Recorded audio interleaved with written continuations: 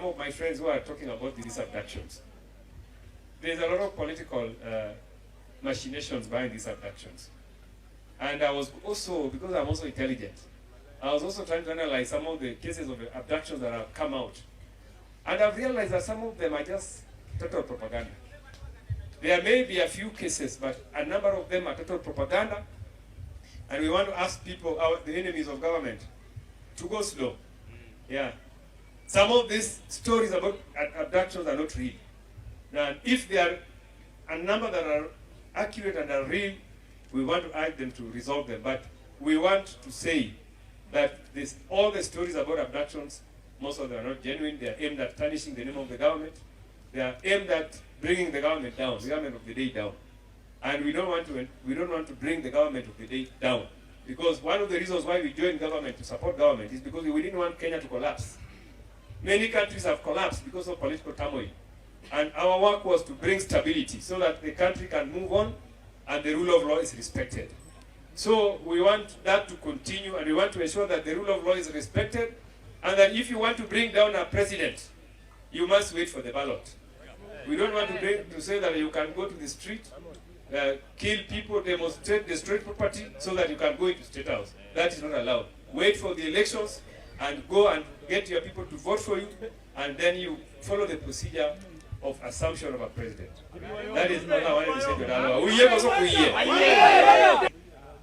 Chapter 4 of the Constitution was dedicated, deliberately so by the drafters of our Constitution, on Bill of Rights. Now the Bill of Rights gives you an opportunity to say whatever you want, at whatever time, as long as what you say and what you do does not infringe on the rights of others. President William Ruto, I beseech you as my brother, whom I have deliberately chosen to support, kindly put a stop to these abductions in our country. And if these abductions are done by foreign bodies and foreign elements, our country is a sovereign state, please act.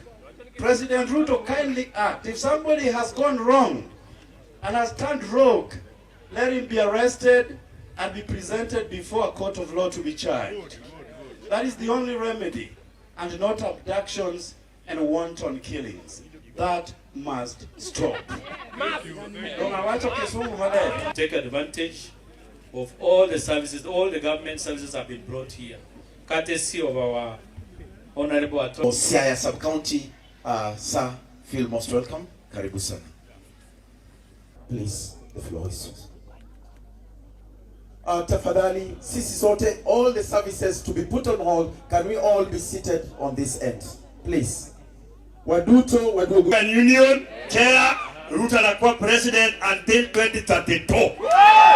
Sisi kama Wajaluo na Kalenjin hakuna uchaguzi 2027. We are only going to confirm the leadership of Ruto. Hiyo ni history. Natalmeli tumefanyia wewe atandi ile kitu umefanya hapa leo Usonga, it will remain as a history. Kwa sababu wewe ndio mjumbe amekaa leo hapa, umeenda mara mbili.